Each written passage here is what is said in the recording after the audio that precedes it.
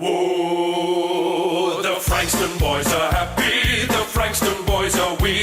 The Frankston boys are happy, we're bound for victory. We love to win for Frankston, our password is attack.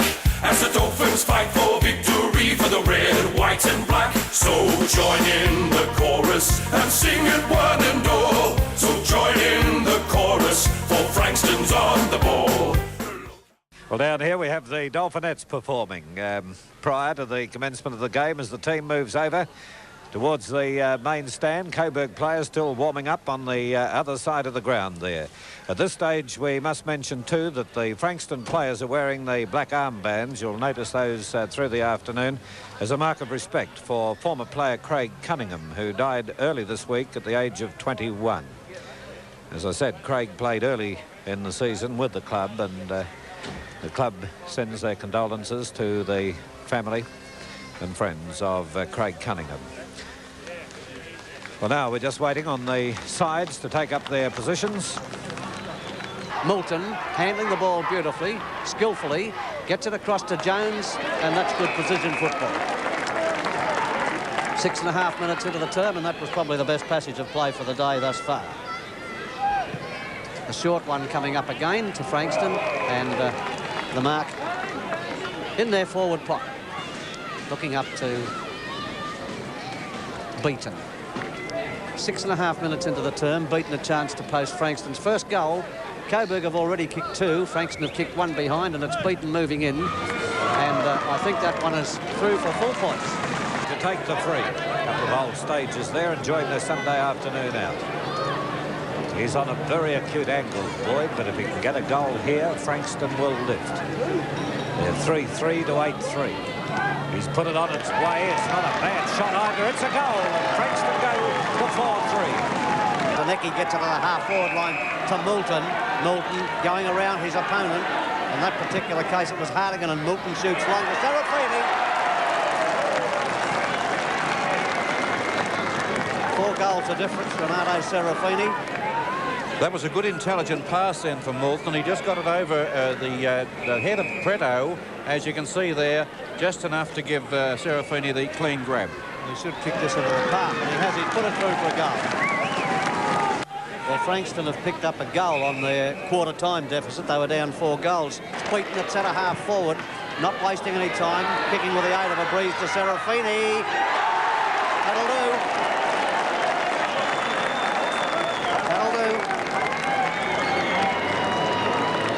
Pull forwards generally are heroes, and Renato's one of them. Acrobatic feat then by Renato Serafini, falling to the ground. Probably fortunate to get paid the mark. He may have got paid for effort then. He goes dangerously close to missing at times. The Frankston have lifted. They've lifted considerably, and they're at half forward, flowing into attack. To the goal square, Serafini, the set at the back, and coming out is Moulton. Moulton twisting, turning, popping it back, and this one's a goal. Short of half forward for Frankston. A good kick right down towards the full forward position. Serafini's there. He has been paid. Well, it was a mark or a free kick. I'm not really sure, but he paid the mark. Paid the mark, did he? Well, I didn't think he held it long enough, but the umpire's right there on the spot. Mike Patterson having plenty to say. Serafini has kicked 3 goals. Moulton coming off now. Let's have a look at that again. Yes, a very iffy goal. There's the kick now by Serafini, and full points, and Frankston go further ahead. Well, the Dolphins are really firing now, Ted. Well, they certainly are. They've got their tails up, Rod. Now, this is a big thing when you're playing a game of football. It spreads confidence right throughout the side. When you've been down early and then you get a little burst of life and you start to get back into it again, it's certainly spreading right through this Frankston side now. Whistle of Coburg, who relieves the pressure. Getting it down towards the centre of the ground, but nobody at home except Zanecki of Frankston. He's clearing towards goal. He's got an open goal in front of him, and it's through for full points. Frankston third. I thought for a moment he was going to report him. I couldn't believe that. Sala it is who takes the kick further down the field, right in towards the 10-metre square. Now grabbing the ball and going forward is Grimbat, and he puts it through for full points under pressure. A good goal. Well, that was certainly a very valuable goal, Ted. But it's been the reverse situation. When you see players like Arthur Bell, plenty of pace, just sprinting away from his opponents. But Coburg, I think, let themselves down on that forward line. They're not utilising their small men. They're going back for their kicks, Phil, instead of a player running past. That was evident for their lack of hand passing at half-time. There they are again. Hang on. Oh, no, Mr. Mate. Milton picks it up. Then the hand pass across here towards Greenblatt. Greenblatt now will get a further hand pass in. And this could be Zanecki putting it towards goal. And he's put it through. At the 4-minute mark into the last quarter. Look at the big fellows go in. It comes wide to Serafini. Dribbles it along the ground running in. This time is beaten and Beaton's put it through for full points. After the bounce, it's Jones who takes the ball. He's under pressure, but he gets his handball across to Hamill. Hamill will handball to Bell going past. Bell in towards goal. He lines them up. The umpire says full points, Frankston. What a unbelievable atmosphere here. 11 points the difference, and we're 2 minutes away from time on in the last quarter. The match of the day on 10. Coburg, they need to come back now. They trail by 11 points. There's the kick by Hardigan down towards the half-forward flank position, but a mark in defence to Cole. Russell can't get away with the ball. They're battling on in there. Coburg need a goal desperately. There'd still be a couple of minutes of play left, but the umpire has come in for the ball up. 7 points the difference. Frankston 18-12, 120. No, there goes the siren. So Frankston 18-12 defeats Coburg 17 goals 11. We'll be down in the Frankston rooms in just a moment. Just repeating the final scores here, and there they are quarter by quarter, and Frankston running out winners by 7 points. Here's Ted Henrys in the dressing room of Frankston. Well, in the Frankston rooms here, coming up to speak with now is Mike Patterson. Well, I'll get down and speak to Mike. That's the best way. Well, Mike, it was a great performance. Yes, it was, Ted. We gave them a start early, and it meant that we had 3 quarters of concentrated football to take that lead back. You know, and full credit to our guys. They hung into it, and they did take the lead back, and, you know, we finished in front at the finish. That's all we asked. Well, congratulations on your pace and the pace of the sides that you've instilled into them, Mike, because I personally thought that... We're heading towards the 4. Congratulations. Thanks very much. Renato Serafini, the Gillette mark of the day. And I've also, of course, our Best Player Award of the day receives the Seidel products and $50 also from Seidel and the Puma boots. And the player adjudged the best man on the ground was Joe Humphrey.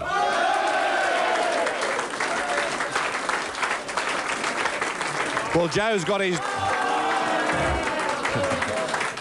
Well, Joe, congratulations, but what have you done to your knee?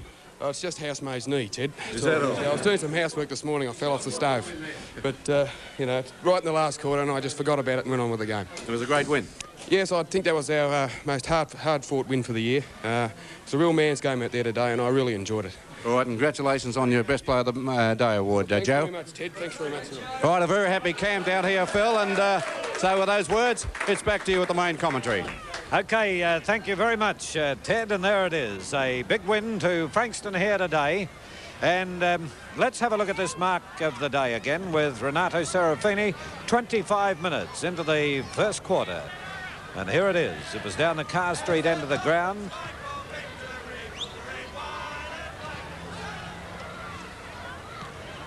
And there he goes. Well judged mark by Serafini. Gets it on the second bite as it comes down, and that wins him the big Gillette prize of the day.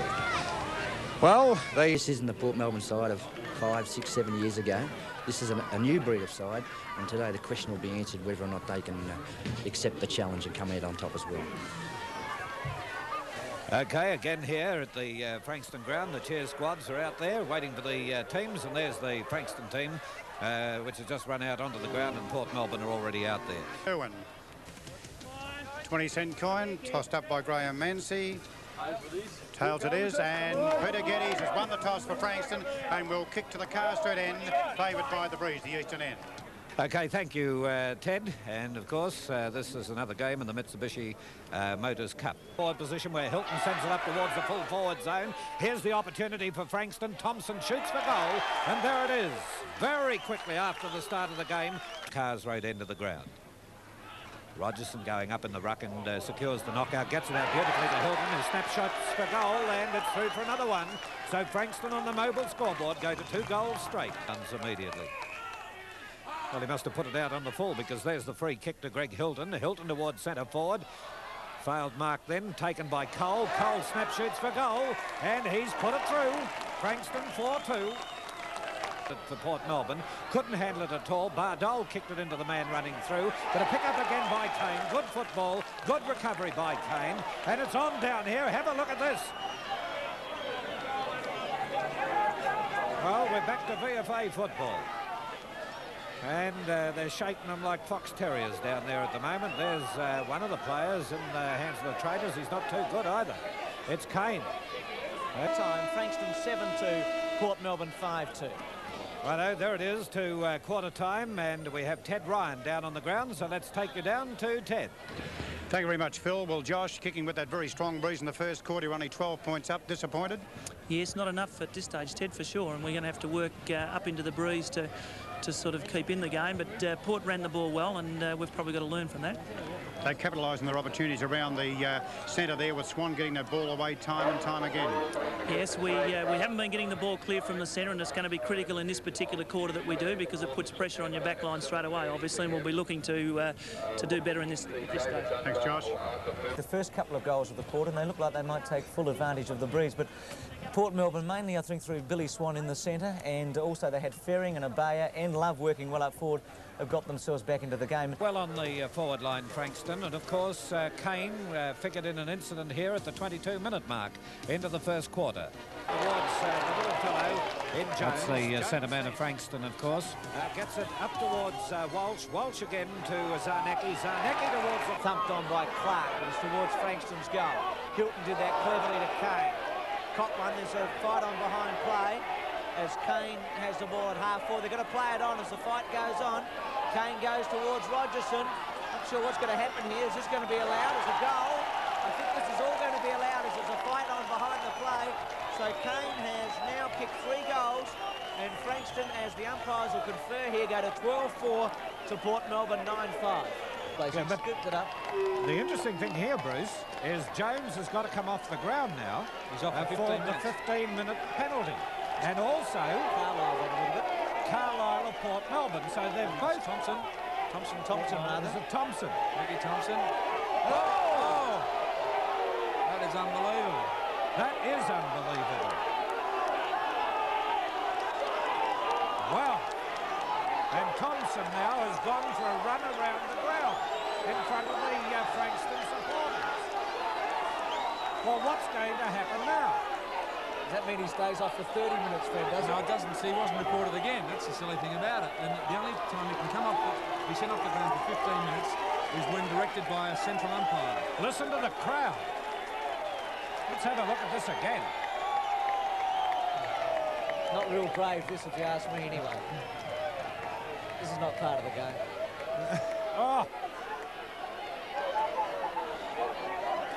He must have forgotten the cameras were around.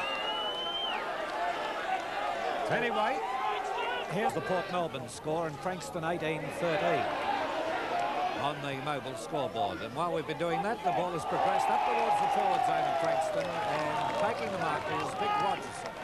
Oh, gee, he's played a good game, Fred, for Yes, he has, and under the conditions, his marking has been superb. He marked well when it was dry in the first half of the match, and when we started to get a little bit of drizzle in the third quarter, and even now when it's pretty wet conditions out here, his judgment has been superb. He's kicked 3 goals so far in the game, going for his 4th, and it's straight through the centre. So there it is, 4 goals up to Rogerson. West. Great mark by Gamble. He's been a wonderful player at centre half back today. Gee, that's confidence for you. One bounce. He goes wide, and again a ball in. Siren's gone, so not much time on. Frankston 19-13, 127. Has defeated Port Melbourne 10 goals, 10-70. The first semi-final next week, obviously, with the last score call that we had from Williamstown. Williamstown 21 leading Sandringham, 12 goals, 18. 12 goals, 11. So it is Sandringham going out of the 4, and the Frankston players, officials, very, very happy indeed. In a few moments, we'll be taking you into the rooms to Ted Ryan. There we have it quarter by quarter. And Happy by the sea, we love to win for Frankston. Our password is attack, as the Dolphins fight for victory for the red, white and black. So join in the chorus, sing it one and all. Join in the chorus, for Frankston's on the ball. Look out for Frankston, we're really on the way. We've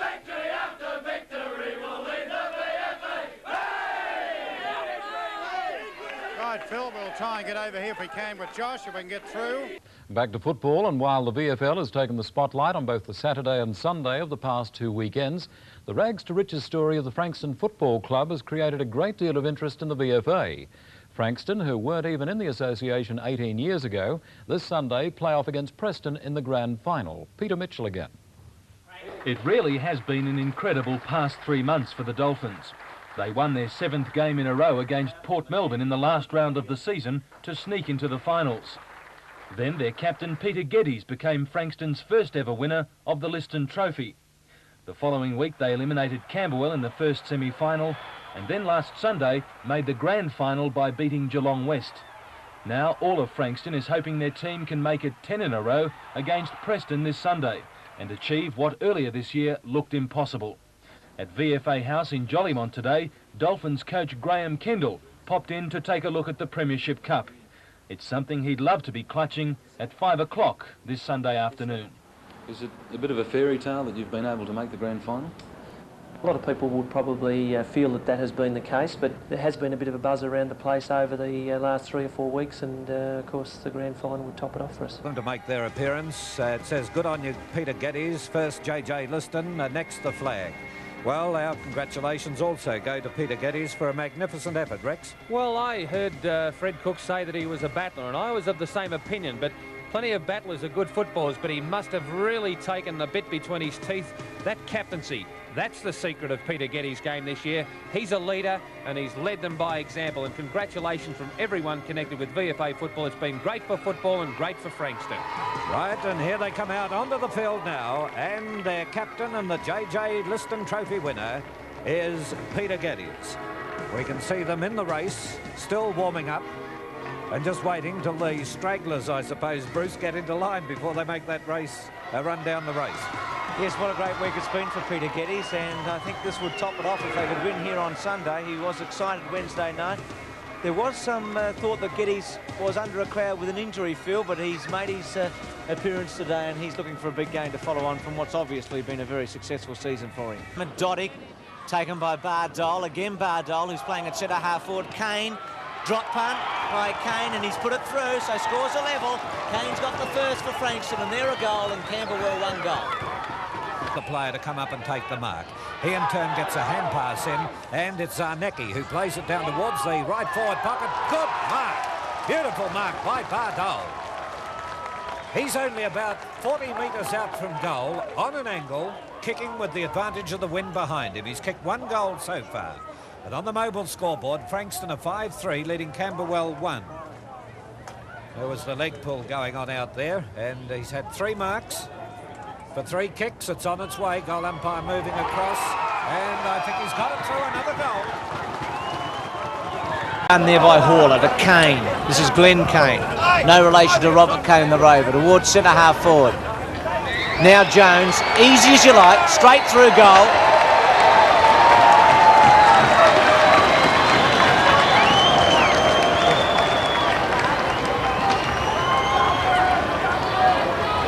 As Nicky's about to come on. Bardole getting a great hand from the crowd. It's Boxhill, looks like it's wrapped up that second semi-final. They lead 15-17 to 12-5. Tony Banks. How do you feel? What did you hurt then? Only my knee. Your knee? Yeah. Just bruised or what? I got kicked there last week. Did you? Just got hit in the same spot. Just off as a precaution, are you? Yeah. Oh, well, I could have stayed on. I think it's just a bit sore for a little while. Played a good game today. Tony Banks with Peter Bardole on the boundary line, so it's Preston or Geelong West. Walsh went without it. Membray caught by Young, got his foot to the ball just in time. Jones with a run of it. It sits up for him, and the little fella with a left footer, and it's going to go through. It's another one, he's second. As Kane, as the siren goes to end the match, and Frankston go into the preliminary final. Frankston 18 goals 15, a total of 123, defeating Camberwell 9-16, a total of 70 on the mobile scoreboard. An overwhelming win to Frankston. Tony Banks will be in the dressing rooms a little later on, but down here at the Junction Oval, the scoreboard is reading 8. They're changing it now, but there's the official final score. on the mobile scoreboard. Frankston 18-16, 124.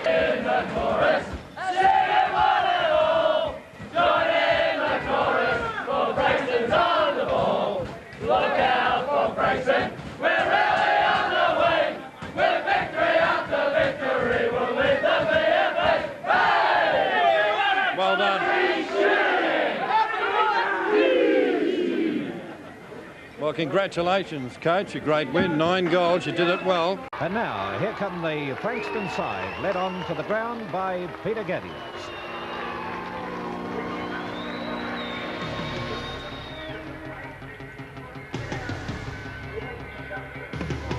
They're coming out reasonably early because they've beaten the umpires out onto the ground. We're still waiting on Geelong West to make their appearance, and while waiting, let's take you over to Darky Harris, who will be talking with Tony Banks. Over to you, Tony. Peter Marshall is the field umpire, operating with Graham Marcy. He's about to do the toss. Peter Geddes calls heads. Will kick with the aid of a breeze.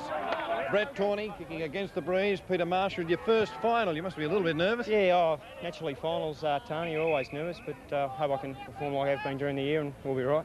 Good luck out there today, and try not to get too nervous. Back to you, Phil. Who'll take it away.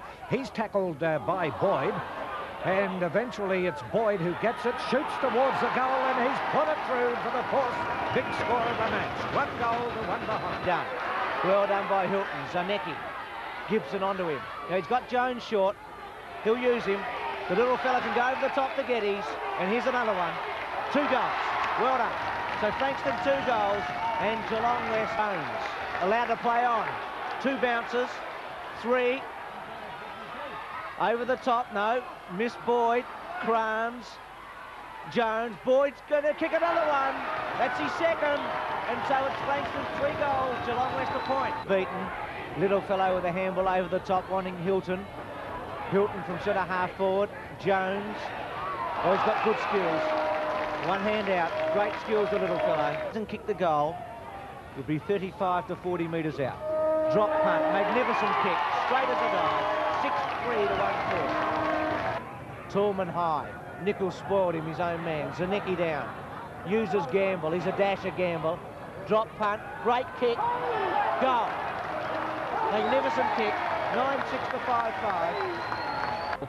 And it'll be... No, I thought it might have gone through then, but it's Bardol. Plays it back here to Jones. Jones screws it around, and not a bad one. He's put it through for 4 points. So Frankston go to 11-6, and Geelong West 5 goals 6. Not much they can do, Rex. Yeah, really, Phil, they're not playing well enough. Geelong West, as I said, they're undermanned. They have injuries, and the worst enemy of all is Frankston in full flight. Plenty of confidence. You'll see here, Bardol not even interested in having a shot for himself. I thought we were going to see, but we're not. But yes, here we are. Bardol not interested in having a shot for himself. Sees Jones. Jones has enough time on the left boot, and through she goes. Right, and there's the siren to end the first half. Frankston on the mobile scoreboard are 11-6, 72, and they're leading Geelong West 5-6, 36. And here's Josh Kendall with Tony Banks. Graham Kendall, you must have been very pleased with the first half by your players. They're doing everything right. They're playing in front, winning in the air, and they're shepherding brilliantly.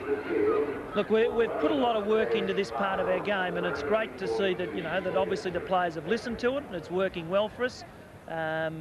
You know, there was a little bit of a time there when Geelong West looked as if they were going to come back at us, but we've steadied towards the end of the game, and we've in the end of the quarter, and we've held our position, so that's good. There's still a lot of football to be played, and I mean 6 goals in VFA footy's not enough. Okay, Graham, but you did it very well in the first half. We'll be back after this break. A bit of a goer, I think. This Beaton and Smith, as you say, has played pretty well, but they're just undermanned. Pick up by Cole. Cole puts it down towards the forward zone. Gamble comes out, and Gamble's taken in the mark. Getting ready to come in, only on the tip of the goal square, kicking towards the lake end of the ground at the 27-minute mark into the final quarter. So Gamble will roost this right through. Frankston go on to 16-11. Boyd has kicked 4 goals today. Too far for Membre. Zanecki with a dive. Siren sounds. Frankston into the grand final. So next week it's Frankston and Preston. It was 16-11, 107 Frankston. Geelong West 9-18, 72. Yes, they've done it well, and we'll be down to the dressing rooms right after this break. looks a damaged side as they move off there. And maybe Tony Banks can tell us more about the team. So over to you, Tony. Well, the Frankston players are entering the rooms now. The mosquito squeak. Mosquito fleet. Certainly their small players were excellent today. In the VFL final so far, so too a VFA side Frankston. The Dolphins have won their last 9 games to qualify for their first ever VFA Grand Final, and they're confident they can prevent Preston making it 2 flags in succession. Last Sunday, Frankston upset the well-fancied Geelong West combination in the preliminary final, an amazing result as they'd won only 5 of their first 11 games. Their coach is the almost unknown Graham Kendall, who stepped into the shoes vacated by Mike Patterson. He believes the Dolphins can take out their first flag in First Division. We're quite confident that we can go in and give an excellent showing of ourselves. We've proved that we can play under the pressure of finals, and that was probably a little bit of a danger that we had leading into the final series, but we've got over those jitters now. Preston coach and former Liston Trophy winner Ray Shaw, however, believes the game will be very tough. He says the Bull Ants can make it 2 in succession. Well, I think it's going to be a very tough game because of the weather, Peter. You know, we're looking forward to it, and I know Frankston are because they've really come up surprisingly well, and watching them last week, they were very impressive against Geelong West, so I think it's going to be a pretty tough game. Right, and there we have the Frankston side now making their entry onto the arena down here at the Junction Oval, led by their captain and the Liston Trophy winner in Peter Geddes.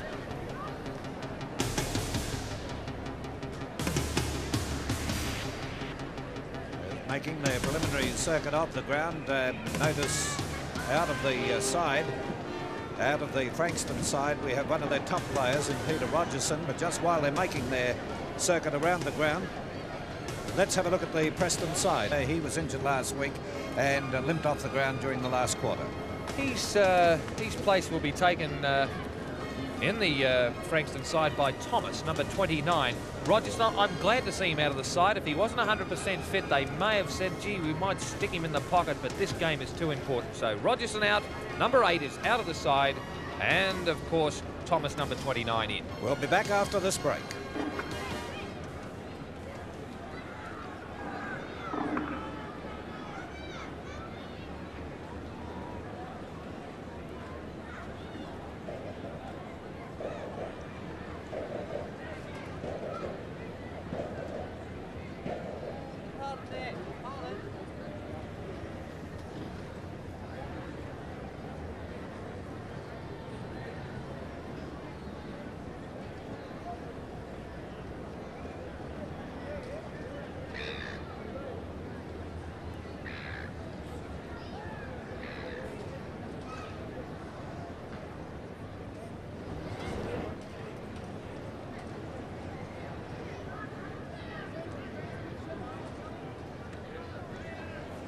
How long, Bob?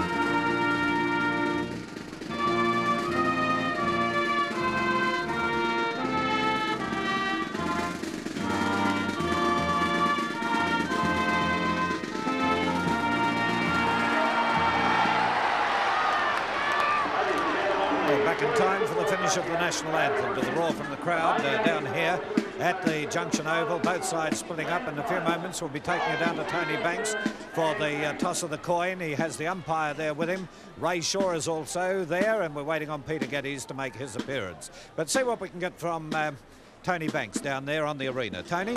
Thanks very much, Phil. Well, the umpire is just about to throw the coin now. The 10's ahead. Peter Geddes calls the 10. The tails come up. Ray Shaw wins the toss. By Frankston, keeping Preston waiting. Yeah, I think we're over time now. Sure, it starts at 2 o'clock, but umpire Phillips is making his way down there to break them up. They look as though they're about to play rugby by the look of them, Bruce. They're certainly ready for it, Phil. John Kent has come into the Frankston side, by the way. He'll be on the interchange bench, and Dennis Cole's out as well. So Cole and Rogerson out. So they haven't had a lot of luck, and that's a legacy, I suppose, Rex, of having to come from a first semi-final. You must pick up injuries coming through to the grand final. And of course, Bruce, the advantage is if you've got players to take their place. And it's just disappointing they've lost a couple of key players. I just hope they're up to it, you know, and can do the best for their supporters. But when you do lose key players, they're very hard to replace. Got in front, pushed it down, and immediately plays on to Zarnecki, and Zarnecki just takes the grab. Short of centre half forward, he races on now, can line them up. First score of the match coming up. What's it going to be? It's a mark. Good mark then by Boyd. Peter Boyd, one hand in the air. Look at this again on the Mitsubishi replay. Good mark by Boyd. Had one arm held, he's right in front. First score of the match coming up. And there it is, a goal to Frankston.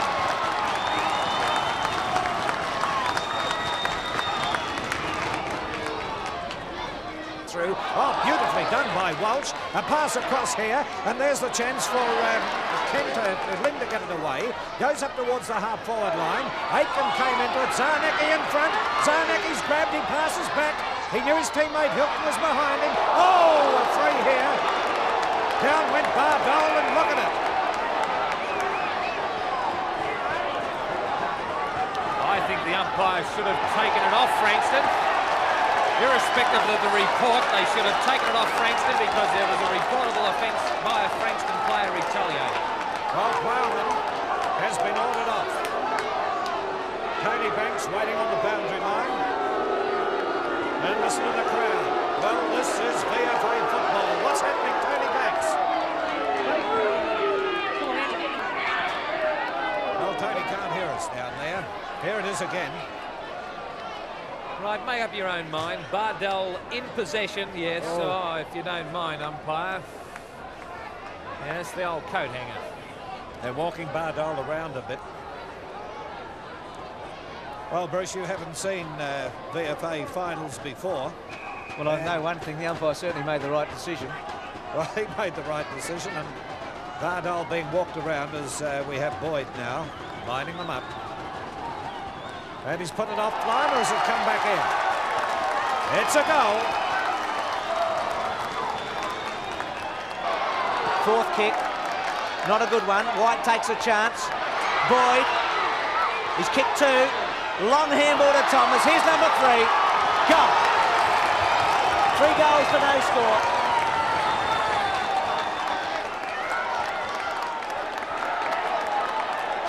Some trouble there with Burke. Challenging strongly. I think there may be another kick. Burke interfered with Thomas. I think Thomas is getting another kick here, Rex. He was flattened after he kicked the goal. Well, the goal stands, and there was an infringement after all clear was given by Burke, trying to make a big man of himself.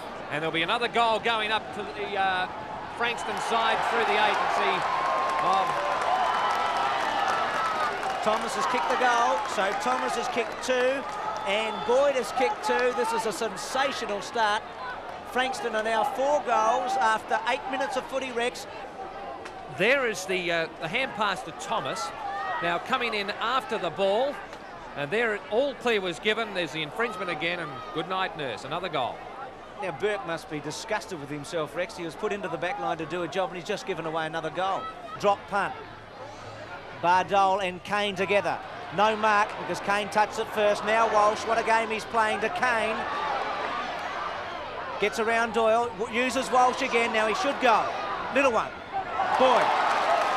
Could have kicked the goal himself, decided to go short. Rex, Walsh is absolutely dominating this game.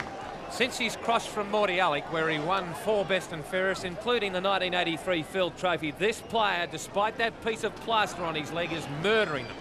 Goal to Boyd. He's kicked 3, and Frankston with 5 goals, and Preston with 5 points.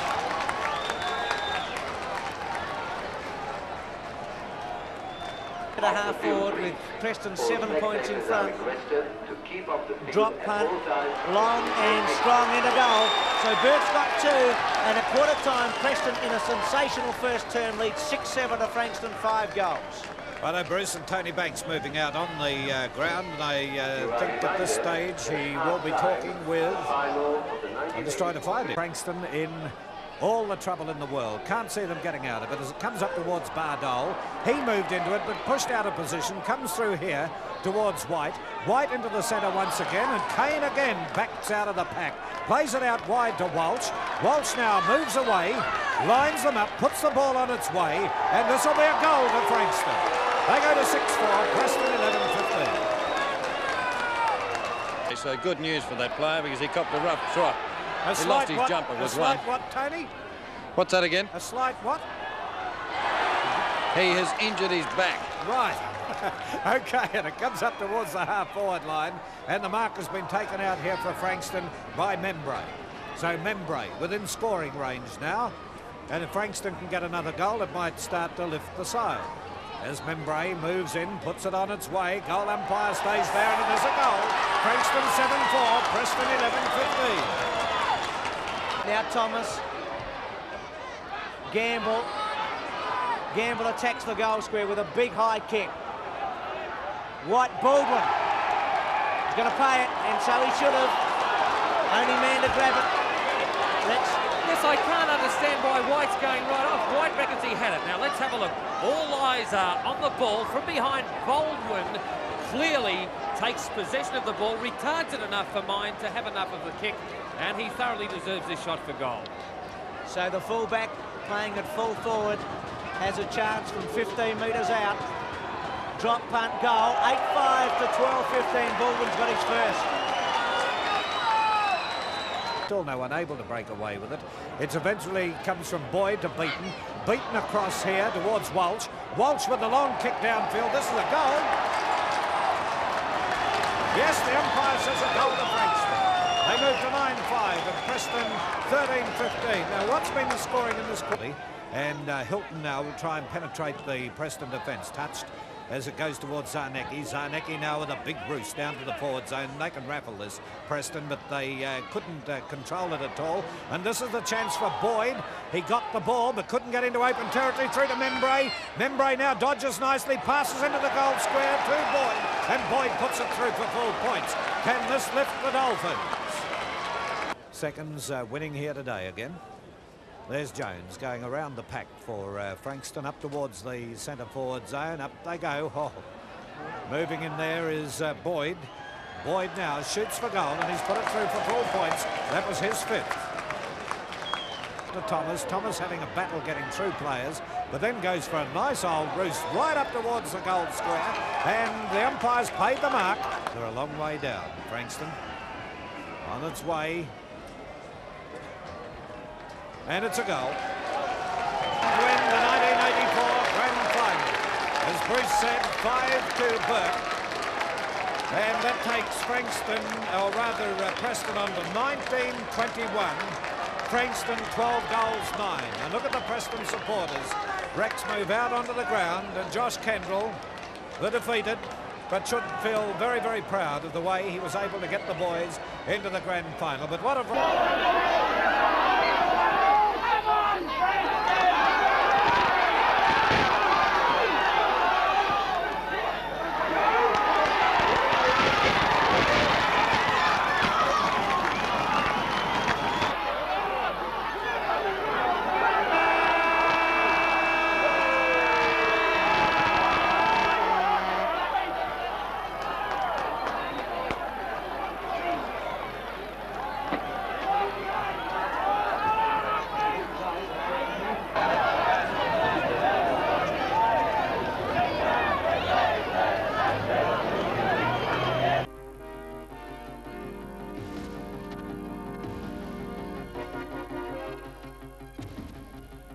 game, a brief summation. Why do you think Frankston will win? I think probably similar to 84, Tony. Our game's coming together at the right time. We showed glimpses against Sandringham last week, and I think we'll go on this week. He was in great form last week, and he's been an inspiration for them up at centre-half forward. Of course, he used to play at full-back at Hawthorn, but he should be an inspiration, as I said, up there at full forward for some of the younger players. Gary, it would be expected that you'd select Port Melbourne. And I certainly will. Yes, why? Well, I think they know very well that to win the game, they've got to bring the ball to the ground. I think they'll be prepared to do that, and I think they'll be just too quick for Frankston. A few of the people that are watching the game today, and there's a point the difference. Brooke Anderson, the VFA president, Trevor Barker, Darren Mullane. Remember Darren, he played a top game yesterday and kept Robert Flower at about 40 kicks, didn't you, Darren? Must have enjoyed that one. Oh, it was a good game yesterday. He's a good player, Rob, isn't he? Collingwood can come back, can they, from that? Oh, yes, certainly they'll be back. He gets it down in the direction of his teammate and O'Brien. O'Brien further downfield, players being offloaded. Umpire blowing the whistle, he's picked a free kick out of it as the trainer comes out. Zarnecki was the player underneath him there. Anger Moore is the player. And beaten. Throw in, Dunbar to Zarnecki. Zarnecki's left foot snap is high. It's right through the middle. They go to 13-point lead now, Frankston. A great goal to Zarnecki. Bring the ball, and there's a fine tackle there by Ross. Ross will take the free kick. Kick up towards the wing position. McDonald will fly and takes the mark. There's the siren. It's all over, and Frankston have run out winners by 11 points. Frankston 16-18, 114 have defeated Port Melbourne 15-13, 103 in a great game of football. As far as the four is concerned. No, they still have a chance to make it, and full credit to Frankston. Quite a colourful scene down here at the Junction Oval at the present time. There you have Victor and the Dolphins mowing down Coburg. Well, they hope so. And the young ladies forming the Guard of Honour are the young ladies of the marching team from Frankston. And the reason they're here today supporting the team, they use the Frankston Football Club's rooms throughout the year, so it's a mutual effort. They're here today to assist their teams. And now we're into the rooms having a look at the Frankston players. But right now we'll take this break and be back to have a look at Coburg. Well, Tony Banks was making his way over to the Coburg dressing rooms, but in his usual fashion couldn't avoid a bit of skirt. So we'll take you down to Tony Banks. Well, some of the jobs you get down here are pretty tough, but this one I'm enjoying. I thought I'd start the day by talking to Teresa Munro, and you're in charge of all the girls here. And they're all from Frankston. Yep, we certainly are. And what are you going to do? You've got all the flags here. What is it, League of Nations? I don't know, not really. We're just going to cheer for them when they come out. And how many girls, and what do you do? Well, we haven't got the full squad here. We usually have 4 teams at Frankston, but we've just got 2 of the teams here today. What is it like? Are you marching girls? Yep, marching girls. And so is there anything special that you'll be doing when the team comes out on the ground? No, not today. They just asked us for a favour, just to say cheer for them. Well, you certainly look the part. And Teresa, you go back and join the other girls, and we'll look forward to waiting for Frankston to run out on the ground. Okay, Thank you. Thank you. Thank you very much, Tony, and a very happy Father's Day to you too. Just repeating that sunshine, the Frankston side and a very confident side moving out onto the ground. And there they'll go through the Dolphins banner, mowing down Coburg, they say. And there they go. Phil McLeish has dropped out of Frankston. He dropped out this morning. He's had a stomach upset, so they've lost him, and it's one of the reasons for one of their changes. So Frankston's... he hasn't been out to Rick Casey's place, has he? No, yes, O'Brien with a left footer towards centre half forward. Tapped over by McCarty. Hutchinson has tapped it on to Fabian, who should goal here, and he does. So Frankston 2 goals, and Coburg get the score, and it's on in the goal square. So Gary Bryce, we're getting into it a bit here. Well, I think we predicted that something like this may happen. I noticed that Phil Cleary and Cyril were having a bit of a go before, but it's a bit like an ant attacking an elephant. But they're certainly into it in the goal square there, and I think there'll be a lot more of this week than we saw last week. Coming through here is Harbinson. Harbinson couldn't get away, and eventually a kick here by Hutchison to put it through for full point. At the back, Painter tries to thump it on. He's kicked 2 of the goals in this quarter. O'Brien, or Boland rather, with a quick kick away. Now it's O'Brien and Cleary. Fabulous Phil, he's playing all right today. He's done a good job.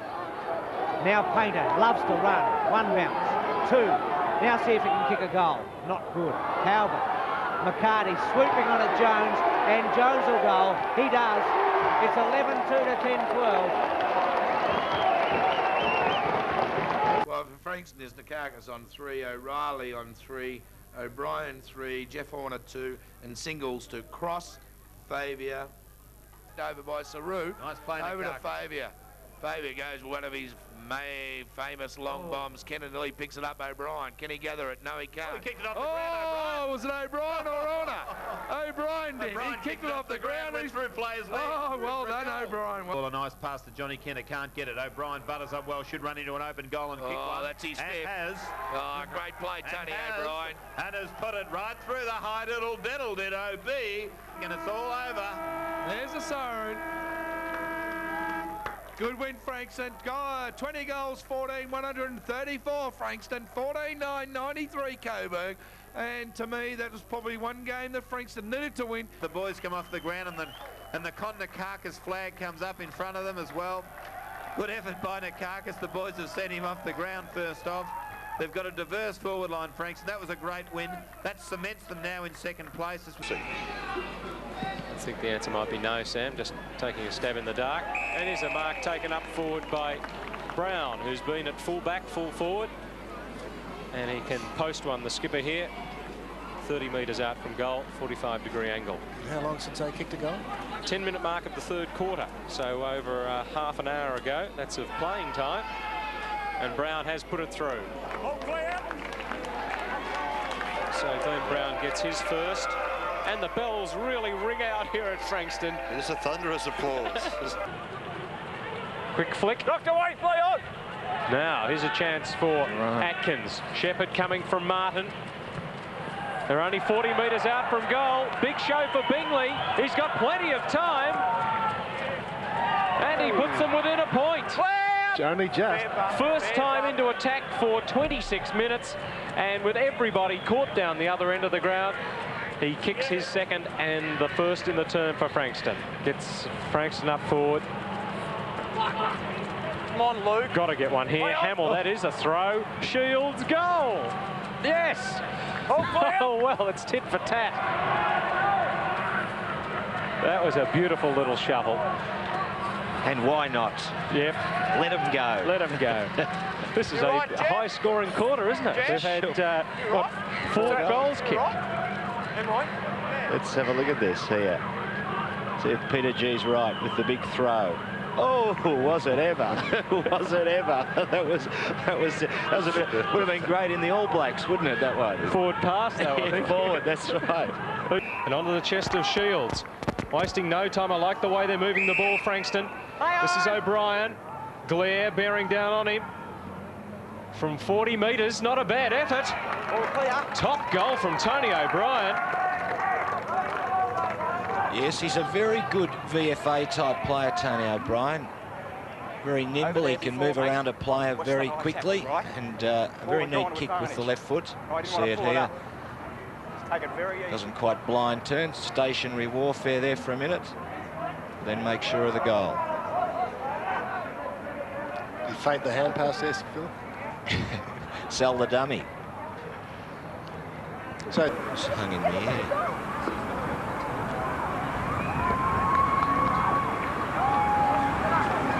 Dolphin supporters, as the Dolphins come out, Mark Gamble is celebrating his 50th game with the Dolphins today. So a big hand for Mark Gamble, who will be playing his 50th game today.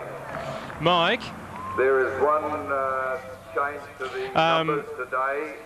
They've already run through the banner, have they? Should be amended to read. They've run through the banner, have they? Cameron Smith. Yeah. Won't finish it off with a goal. Just 10 metres from goal, but Foyster might do it for the Dolphins. Off the outside of the left foot, puts it through and scores a level. How do you describe that goal, Roscoe? Was that a reverse inside punt off the left? Check side. Well, it's appropriate that you did refer to it as creek, because a little bit of a tennis splash about it. It was like the inside-out forehand, Sam, wasn't it? The off forehand. I used to kick a few like that. Keane in slow motion.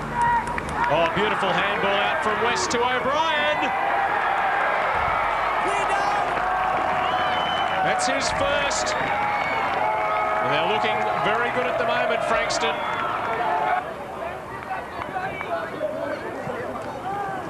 And that's a fitting finish to the game, in which we saw somewhat 36 goals kicked for the day. Jeff Saru led by example in the ruck. Admittedly, he was helped by Werribee losing Barry Smith very early with a knee injury.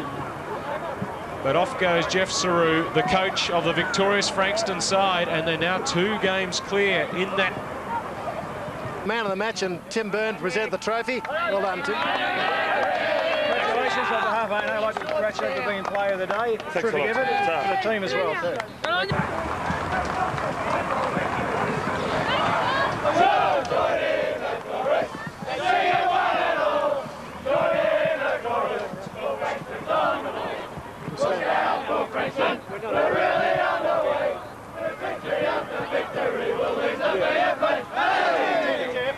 Do we win? It's on a visit basis, Peter. Paul Martin forward to Brown. Oh, Stevie Hamill, that's good effort. Well done, Steve Hamill. Second goal. What a goal that is. We'll see this on the replay, but he's in a lot of trouble when he goes to the ground, Steve Hamill, but he managed to find his feet and swing the ball through with what I think is a punt kick. Another kind. Very good player. Well, terrific, Steve. A few supporters here, more than at the start of the game. Vice-captain, and a great game for you. I think well over 30 possessions. Well, it felt good out there today, but everyone just, the pressure that was put on, made it easy for everyone today, Ross. Football public, we had a good team. We've had a few knockers in the media that were rating us with the Camberwells and the Oakleys, but I think we proved the point today that we aren't a bad football team, and Frankston's heading in the right direction, I would believe. If you look at the age of our players, we've got a lot of young players, a lot of good players, and I think Frankston's got a big future. Well done, Bingley. Comes in, kicks towards the goals. West can run back if he can quick enough. Stevenson picks it up. He'll go around and kick this. He has. Great goal. What a great goal. I tell you what, Coburg are gone. Coburg are gone. Yes, Phil's over there. He's not much movement out of him at the moment, Kev. No, there's not actually. The reason why I wanted to go back to there, because I looked over there and he just put his head down and it was in his arms, and I couldn't have thought of a nicer phrase. Oh, no, I can't think of a nicer one, actually, Phil. You call it wide to Paul Martin. And Paul Martin, because there's no one down there. Now, if Westy can get there, he'll kick this. He's got there, and he's kicked it. Great work, great work. Great work by Paul Martin coming down on that flank then. Yeah, great hands and great vision by Garney. But Brownie hates a goal, doesn't he? Certainly does. But he doesn't. He's going to handball it over the top. Oh, to West. He opened the door to truck. I don't know why you're arguing, Evans. I really don't know why you're arguing. If you do things illegally, you've got to get penalised. Yes, you've probably had a charity run for the last 3 seasons. Now you've been caught and you can't handle it. And that's all I've got to say about that one. Don't look at the player who kicked it to you. God, if you're not good enough to get it. Brownie, get a goal, son. Oh, and he has a goal. Oh, I said a little bit earlier, Brownie loves a goal, and playing on the back line. Now he's down on the forward line. Now it goes over to Garn. Garn handballs it back to Boonkamp. Boonkamp can line up and go bang here, and he has, and he's put it through. Oh. And Boonkamp kicks his, I think it might have been his first for the day, actually. It is. And what an important time. I mean, that's a sealer if ever I've seen it. What a great quarter it has been. And there it is. And as I said, a great quarter by Frankston. 20 goals, 14, 134, which means they kicked 10 goals, 6 that quarter, defeating Coburg, who kicked 2 goals, 5 that quarter. And I tell you what a great one happy Russell Rowe walking out on the ground there, Kev, to his... Where is he? He's in the centre. He's got to be a very happy man tonight. He's got to be a very happy man. Stiff side out of the 5 at this stage, and if you look at, and I'll give you, we're looking at the moment, and I know Neil's got it on the Frankston guys, but have a look at the Coburg players. They've gone off one by one. They haven't grouped. They haven't done anything to talk about it. And I think they're a ratted side at the moment.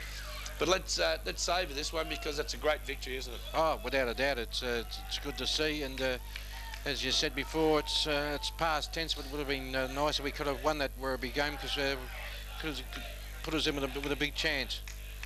But it's great to see the boys coming off, and I think over the day, Kevin, we didn't have any passages in my eyes. Well, we're just about to finish up here, Junior, and...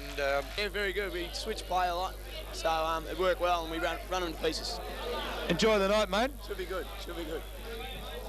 This is good. Have a look at the... Professional here, mate. Yeah, we are getting pretty professional. What are you reckon about today, buddy? Oh, great win. They showed a lot of character, didn't they? Like, from the first bounce, they went in hard, and to me, we ended up with 17 on the ground, and that was a credit to the players. They stuck at their guns, and they really showed Coburg that we have got a fair football team. They criticised us badly. Yeah, it was a good comment made, apparently, by Phil Cleary at three-quarter time, was that we're playing no-hopers. Yeah, well, he made that comment back about 8 or 9, or actually last time we played him, what, 9 weeks ago. So, and I said to my father, actually, I went for a beer into the Coburg rooms, and not one of their administrators or coach coming out of beat them, and I said the Dad will beat them the second last game of the year. Yeah, well, your truths has come home, and it's a great effort by... was there a team plan out there at all today? I noticed that what I saw in the commentary box, that we played a chip and run game, and that's Coburg's game. Yeah, I thought we chipped it probably too much in the first quarter, really. That wasn't my game plan. You know how I like to get length with our kids, quick hands, but... No, we got to every contest, and I think it just showed that even good teams, if you put pressure on, they look very ordinary players, and we were at every contest, which was fantastic. It's a little much part of the game, but it was good watching.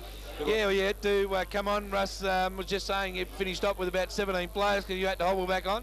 Yeah, actually it was 15 players, mate, because there's only 16 on the ground at the start. Oh, thanks very much. You know what it is.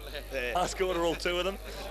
No, well, the ball never come down your end. Who kicked all the goals in the last quarter? Oh, well, we'll share it around. Owen and Garney kicked a few goals there in the last quarter. I think Owen kicked 2. It's a great effort by the boys. Tremendous coming out with a win against Coburg. I was chatting to you earlier before the start of the game, seeing who got minded where and what and everything like that. But I think we beat Coburg at their chip and run game. What do you think? I just thought we outplayed them just about all over the ground. Our little blokes, running and feeding off first option makes a big difference when we move the ball quick down the forward line. Yeah, mate, I'll go to you first. What do you think, mate? I think it was sensational. I don't think I've played in a winning side against Coburg. I was just saying, it's just fantastic. I remember that game for the rest of my life. Put a good-looking bloke on. Put a good-looking bloke on, all right? How do you think, Paul? What do you think of today's game? Oh, I thought we showed a lot of persistence, and I think we were threatening to run away with it at all stages. We always looked like we were going to win, and we were just waiting for the first few cracks to open up, and when they did, it just fell completely our way.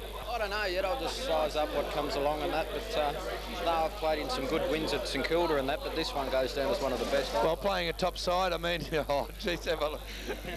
Right, follow the microphone. Right. Who's the best? Roddy, Aaron, who's the best woman that you've had in the last 10 years, please? The best Probably woman. your wife. Thanks, guys. You got yourself? Bit of a poor second half. Sorry, hang on, I've got to do this. Bit of a poor second half. Poor second half. We ticked 10 goals in the last quarter. The team. What are you talking about? Team, not you. I'm not worried about you. I'm talking about the side. I thought you said me. Oh, you played shit ass. But anyway. Yeah, that's not far from the truth. Thanks, mate. The side, mate. Very good. Yeah, good. Geez, I hate this. I know. Yeah, so sure is. Yeah.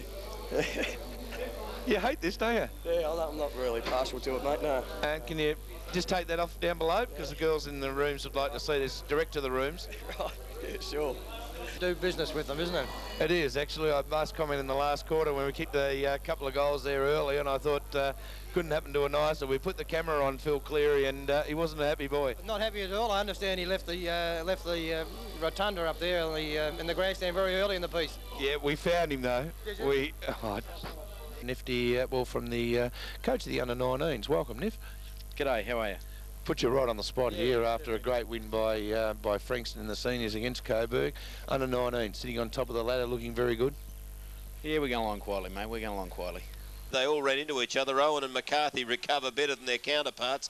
McCarthy's got it. He's got two players across there. Looks across and finds Gamble, and Gamble goes bang and kicks a goal. What great vision by McCarthy. I mean, he could have gone on his left foot and tried to put that one through. Welcome back. We're just about to start the last quarter, and all players getting into position, and Frankston with a 68-point lead. Brown's come down the ground, or not down the ground as he is in full forward, and Owen's got the handball off Brown. He goes towards goal, and Owen says thanks very much and puts it through. Hamill now. Hamill kicks the ball deep, and he'll find Brown. Oh, no, Brown has been spoilt. O'Brien. Picked up by O'Brien, though, and he kicks it anyway. Store would have let that one go and try to get him 100, but not to be. And just about to siren time. Thank you very much, guys. And the final score on the final day of 1990, 26-14, 170.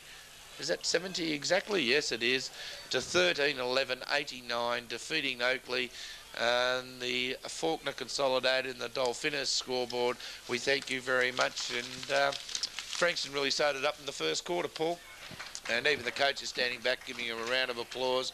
He was out there to do a job, and he's done it under difficult times.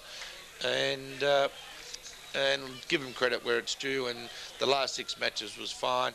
Neil Franks, thank you very much for your efforts during the season. Paul, thank you for your efforts during the season, and with a bit of luck, all being well, we might have a serious good contendership next year for finals. Good on you, Kevin, and good luck to you, and thanks very much for all the efforts you've put in on behalf of the club. Thank you very much, Paul. Good night, goodbye, so long, farewell. Looking for Hamill, Anthony Hamill. In pursuit, Swan. Over to brother Steve. The vice-captain. Getting closer to goal, still outside scoring range. Now long bombs. Is Brown there? No, it's Allen. And he's got the distance. Well, that's a fine goal from Steve Hamill, the vice-captain, and gets Frankston second. It's really important in VFA football, I think, to run the ball. And you saw there Hamill realise that there was no... He could have kicked that from 7 in, or it's a 50-50 possibility. But he knew he had the space. He just took the players on and went for home and saved all the trouble. No worries about kicking up to the goals and hoping someone took a mark. Just kick the goal yourself. Use the space. Yeah, you're right. He was aiming for goal. No doubt about that. Got it. Savage. Long for Brown. Again, he's got the sit. Plucks it. It's a mark. It's a goal anyway. 7 for Glenn Brown. Umpire called play on very quickly. I think he might have taken it on the second grab, but it doesn't matter. It's academic now. Frankston have beaten Port Melbourne, and they are in the hot seat now, the Borough. Been a fine contributor, the postman from Frankston, Glenn Brown. He had the sit on Gasparoni. No, I think play on was called because Gasparoni got a finger to it. Yes. Good recovery from Brown. 20-point win for a very happy Russell Rowe and his Frankston side. As I said, 20 goals kicked by them. At the moment, the ball is stopping. We're not getting any run through centre and half-forward line. We must get it. Here, half-forward line, man on man. If they're running up the ground with a man, over their heads or skid the ball past them. Now, we set on our... More positive. I think that's how you could trace what Robert Mace is saying. Yes, Sam. Robbie Mace might have made mention of the fact that they were going very wide, but I suppose putting Parker there gives them a chance, gives them a real target. There's Bell again. Unfortunately, this was a bad miss for them. They'd edged close. I think they were within about 2 goals then, or just over 2. Awkward bounce here. Pym giving it to Hamill. Nice kick, Steve Hamill. The captain gets his 3rd for Frankston. He's tried hard, Stephen Hamill, but hasn't been able to have a real influence on the game. To the ground, 23rd possession. Won't score. Vandermeer. Started off the day at fullback on Brian Taylor. Went onto the ball in the second half. This is a good start by Frankston. It might give them a bit of confidence. They've been down. A win last week. Bell slaps it into play. Goosey! And they get it. They're first, and that will give them some confidence because they've been working hard. Good paddle from Bell to Goosey. Well, they manufactured something out of nothing here, didn't they, really? But as you said, rightly, Roscoe, They have done reasonably well from the knockout. More voices out there.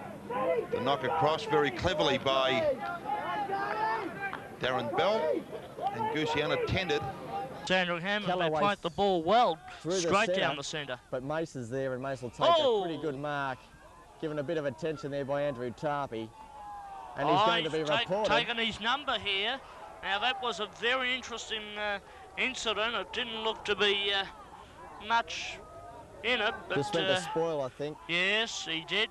He's back on his feet, and now, of course, now it's on here again, Tarpey, and it's Young getting stuck into it. Now, Incoming I is reckon everyone. he started that Young, and this has upset the whole team. Now there's a trainer in there.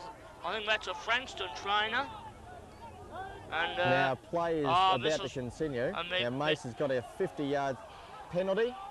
Below us. Hamill with the ball to Ryan. Ryan to Mace. Will he goal? No, he handballs to Bellew, Will. Straight. Has it gone through? I think it has. I think it has. Yes, it has. A quick kick. Napoli into the open goal. Ross Napoli gets his second. Home fans love it, but they don't like it as much as the man does. Top of Springvale. Springvale showed what they're made of, and I think Frankston took a lead from that, and they too showed they've got some character. Terrific game down here tonight with their victory here in energy-sapping conditions. And Sam Kikovic has indicated that once these players get to know each other's games, Frankston may well live up to that promise that they've threatened over the last few years. Position in the air now. Moore finds the pass in. Good grab. Ryan, off he goes as Williams hits the deck. Shoots at goal and gets it. Number 5 for the Dolphins. They're on fire. Well, that was always going to happen there with Matty Ryan. As soon as he took the mark and saw that his opponent had fallen over, you could sense he was going to go, and he did, and it was real smart play. Terrific bit of work. There's more, the kick from Moore. Great there, and Paddy, was it Pat? No, sorry, it was Adam Williams who did the slip, and there was Ryan, off he went. That's beautiful football. Wonderful awareness, wasn't it, of where his opposition was. Marks you'd ever see, and I'm very, very impressed with this guy on screen, Davies. I think he gives them a lot of authority and a lot of presence on that forward line, because when he focuses in on the ball, so there's 9 centimetres. No, I think you misread it. It's 187, Sutherland. Oh yeah, well done, Ross. Well, there's the exact 3 you were talking about, Philip. 3 centimetres. They don't tell the truth, though, do they? No. McCarthy. So Frankston back in front. Danny McCarthy off interchange. The talented half-forward flanker gets Frankston's 4th. Well, that's a mistake. They'll attribute that to their own mistakes at Springvale. They let them in for that. A poor choice. Kick in and paid the supreme penalty. Oh, gee. They hurt, Philip, don't they? They sure do. And it's not necessary. Just a bit of coolness when trying it's to pinpoint a needle. Middle there goes for Mike. And he goes over there to Murray. I'll clean it up for you. Here's O'Neill for Frankston. A chance. Runs in. Puts the ball on its way. And he's kicked a goal. And Frankston edging closer. 10-10-70 Frankston. 12-11-83. Shannon followed on. Nice delivery to Ryan. Well, he's hot today, Desi Ryan, Sam. Well, his confidence is up. Into the pocket, drifting in, was Brendan Moore. He's threaded it. Well, he's followed down the ground and very happy about his efforts. They've only missed once today with their shots to goal, Frankston. They've now had 6 individual goal kickers. Well, they've been terrific, Philip, and Frankston over the years have really been enigmatic, haven't they? They're almost akin to a marriage. You know, you fall in love with the exterior, but unfortunately you've got to live... marriages, Sam. Well, you've got to live with the harsh reality of the facade at times, Peter. But, it's a bloke talking from experience, I think, well, Peter. He marks at half forward. Quickly transfers play in the way of a handball to Steve Hamill, who's been very good in centre field. Hamill drives it long. Spinning around, pivoting on a 5-cent bid, he snaps, and I think it's a goal. Yes, Andrew McKay, isn't it? Matthew McKay's 4th. Been very, very good. What a wonderful option for them, and he showed just how equally adept he is at ground level. We've seen his aerial displays in that first half, but we see here, Phil. Yes, well, Hamill's kick, not a good one, Sam, but gee, makes it easy, really. Look easy, doesn't he? Scott Morrison just runs past him. That's a cardinal error. After some suggestion he had been under pressure earlier in the season, but his team have come out and scored a very convincing win there. Chief Superintendent John Ballack. John, Ty Esler. John, thanks, mate. Very good match and a very comprehensive win. So it's a lot of pleasure on behalf of the Vic Safe and Victoria Police to present you with a tanker for man of the match. Well done. This is Pym again. McKay is spoilt well by Rowe. Kimpton for number 4. Timely, third, sorry, for Stephen Kimpton, but they really needed it. They dug deep there in the last 3 or 4 minutes to get that goal. Well, it was somewhat fortuitous because a bit of an altercation taking place there. We see the long bomb, and really, I know the forwards haven't helped Frankston's cause, but by gee, they haven't been assisted by their teammates either. While we're seeing a replay of the goal, still Rowe going on with McKay. Yeah, those two. Yes. Lucky the emergency umpire wasn't closer, I would suggest. Someone hit someone, Ross, you're suggesting? Oh, man. No, I think there was some intent to. I don't think any flesh actually landed, Phil. Drop. Okay, control the ball at the drop. Don't panic. So don't panic and just want to play on all the time with handballs. Get back off the mark and use the kicks a little bit more. What happened was that you were giving the ball to blokes that were under pressure rather than use your own kicking. First of all, fellas, we've got to get in and be first. Come in, come on, chat it up. Come on, I don't think you really realise the importance of what we're about. Do we really realise what we're about? Do you know where we are and what we've got to finish off here now? We've got to finish Port Melbourne off. We're going to put them out of the race for the finals by really finishing them off with a little bit of style, a little bit of class. Remember that steely inner strength that we said. Now you need it now. Now you need your voices. Remember we said we didn't want to go back within ourselves? We want the exuberance. We want the infectious emotion that we know works for us. So keep it up, keep your mind on the job and do the percentage things. Come on. Into the breeze here forwards. The ball's going to hold up a little bit, so you've got to be in front. You've got to be in front. Let's use the switch a little bit better and run the ball and kick the ball to each other a little bit longer than what we have instead of fiddling around and being too short. And remember that if we do go short, unless there's a bloke that's 20 metres out on his own, the next one has got to be long. Then we have the runners. We carry the ball again, and then we go direct into Macca. And Macca, you've got to get yourself in front. Once you use your body, get 2 hands onto the ball because you're only getting 1 hand. Use your body, push off and get your both hands up and hold it tight. Come on! We all do that. Lift ourselves. More Matthew McKay getting some words there from the coach before they break up, and I think Darren Kieran's done a pretty good job on him in the one-on-one battles. The match. Well, after that goal, it just might be. Well, it's good he's played well, and he's finished off with a goal, John Gunn. And it's all over.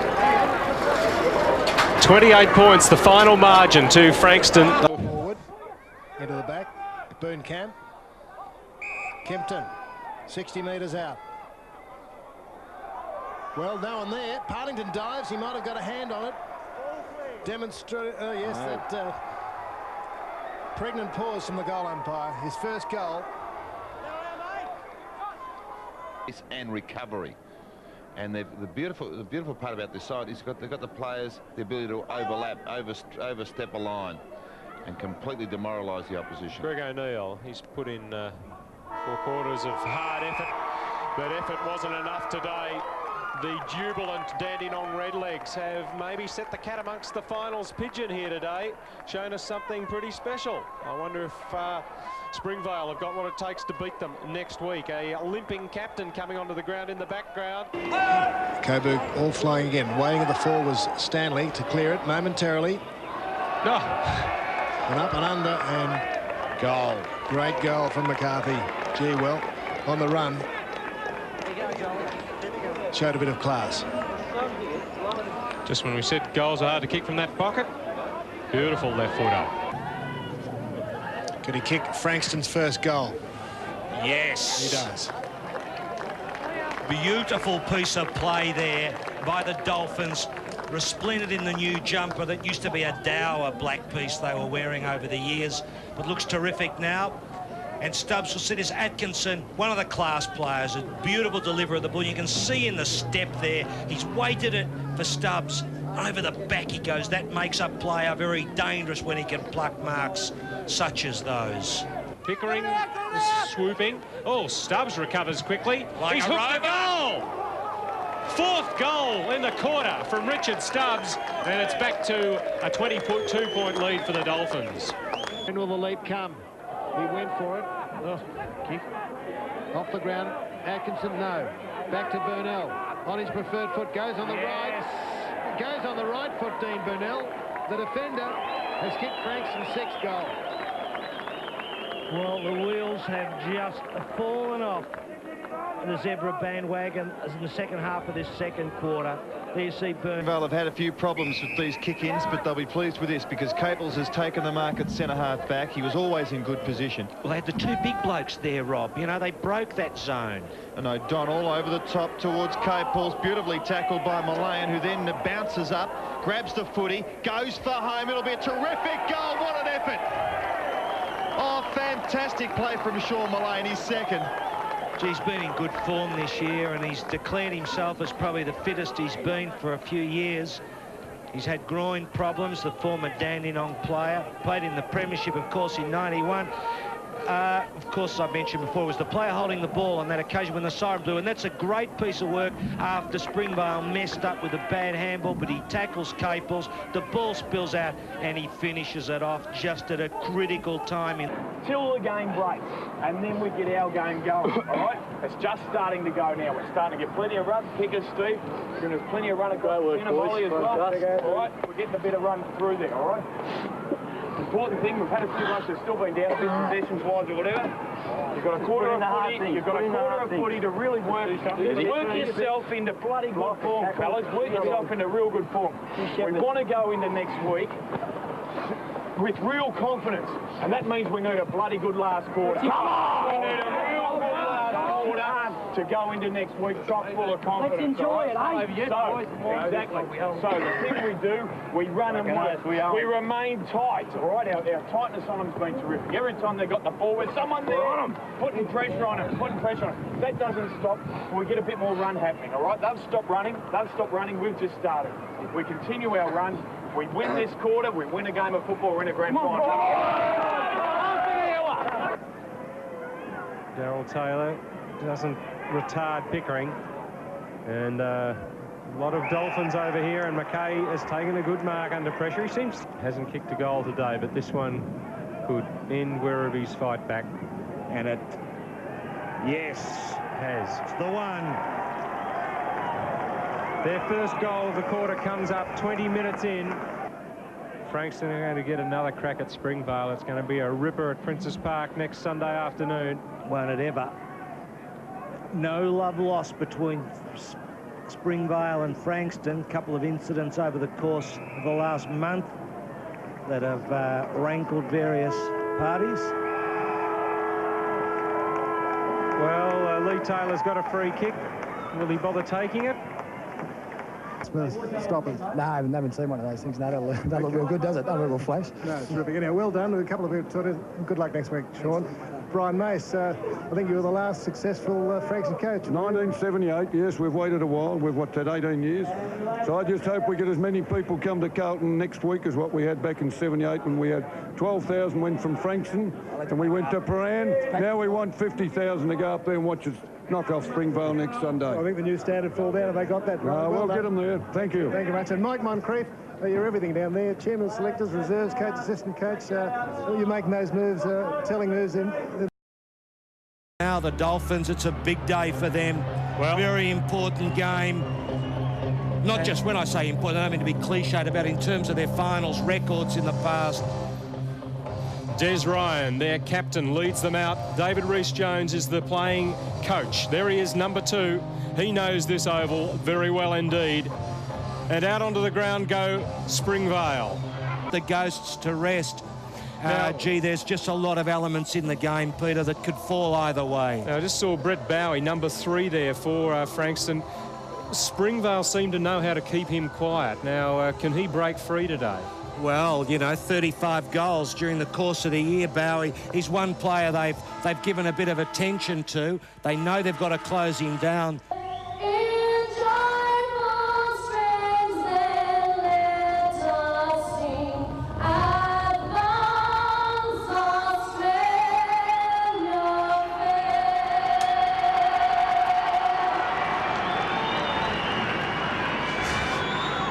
Policewoman Elise Beattie gets the hat back on, and away goes Moore. Brendan Moore to half forward, looking for Lee Taylor. He's got him. And the umpire got him. Hands it off. Steve Ryan, 45 metres out, has docked it. Wonderful play on football, starting with David Rees-Jones on the outer wing. And Lee Taylor has been very elusive at half forward. His pass is a good one. Sean Malone, no, yes, it is Sean Malone under pressure from Jeffs, who held his ground well there. Now Malone missed one on the run a moment or two ago. Not this time. That's his second. Just when Springvale looked to be mounting a comeback, Frankston get the next goal, and that's the concentration. And look at the left eye of Sean Malone. It's closed almost entirely. Psychedelic. And Taylor, good play. Malone holds his ground. That's courage. Had a fabulous game. There's the lead from Damien Clark. He's got it. Oh, settle down. Kick the goal and level the scores. That is what every Frankston fan is praying for.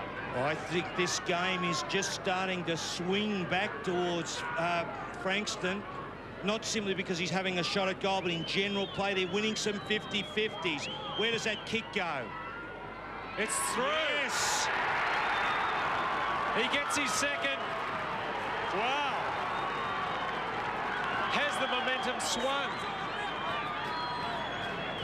I'm sure it has, Peter. They are right back, not just back in the game. They've now got the ascendancy, not just on the scoreboard. Look at Moore. Beautiful kick, and this bloke, he's a good player, Clark.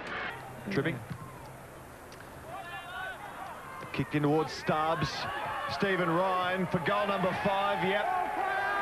Got it. That makes it pretty hard for Springvale now. Very good year, Cummings. Good long kick. Freeman off the ground. It might bend back. That's their first. What an opportunist goal. Well, that was a ripper piece of play by Freeman, and you saw it open up on the screen. You could see just exactly what was happening as Tim Renitz, premiership player at Coburg, and at, I think at Sandringham, wasn't it, Roscoe? Goes onto the field, but we'll see Freeman over the back, drops the mark. Gee, that's a good piece of work from a bloke who is accustomed to playing in the back half, right in the back goal square, in fact. Your planning during the year was terrific. During the week, I should say, I think was first class. And I think it was reflected, Rob, in Cummings himself. He put him in the back half. He played on Kane Taylor, and you mentioned Taylor gave him a little bit of run early, but he got away. Pickering there, well, it was a sensational finish for him, wasn't it? 3 fourth-quarter goals. And you know what, Rob? It was a little bit sad to see Springvale fracturing, you know, in the last part of the game. I mean, I don't mean that with any disrespect to Frankston, but they looked humbled almost, didn't they, as Frankston just ploughed on? Well, the tide turned completely. Frankston started the game, dishing out the rough stuff, and Springvale ended it. Obviously frustrated. Capel's reported by the looks of things. Clark, dishing one out. So just a real element of a club not used to being in this situation of losing finals. No, frustrating for them, and that goal, actually, they paid that and he got it. But you know, Rob, in the midfield, they really got slaughtered, and I must say, Goodwin there, I had to go at him early in the commentary because I thought he ran the risk of giving away free kicks, which would have really hurt him. But I think, look at that, you know, there's a big crowd, Rob, the banner, the confetti will be out, I suppose, and the zebras, of course. In joyful strains then let us sing, advance Australia fair. Here he goes now with his goal shooting. Needs to bend it back. He's done well, and Frankston are on the board. Well, I tell you what, Rob, is there a more elegant player on... Thrown out by Clark. Plenty of zebras there, including Foley. Caught high again. Not seen by the umpire. And Rob, just as we speak, as the ball comes up, we see Angus, as I suggested, has now gone to the back half. So that's actually thrown the move of Sandringham out, which is good work by David Rees-Jones. So Clark and Crowe. Sullivan. Daniel Clark forces it forward, and I think another pack will develop here. Haven't had a score for a while as we're past 28 minutes of what's been a very entertaining first quarter here. It's Pickering's just hit Foley. He's just hit him, and it's on here at quarter time, or it's threatening to develop into something a bit ugly. Little short arm jolt from Justin Pickering started that, and Foley's just got him back, and it will be on here. It's threatening to get out of control. Goodwin's in the middle of it. This is silly. This is silly by some players. They can be sent off. Cool heads need to prevail here.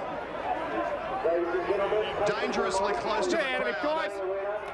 And well, I think, you know, a couple of blokes. Richard Stubbs, God, big fella, Richard, but what you did there, mate, that was pretty ordinary. That was not so flash. You want to get the ball, son.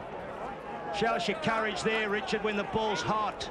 No room to hide here today. Yeah. Paul Diaz off the ground, and Goodwin looking a little bit tired, Roscoe. Stubbs for number 3. Boy, did they need that.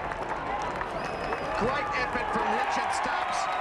And where are the Frankston fans? Finally, they've acknowledged that Stubbs has kicked his third, and the big fellas single-handedly keeping them in it. Take it again. He can't.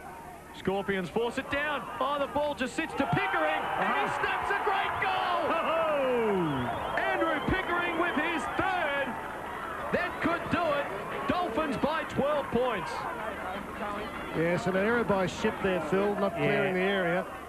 Well, it's a tricky one, though, Roscoe, because if he puts it out of bounds, he'll get a penalty-free kick. What he's tried to do is well, it's gone too far inboard, hasn't it?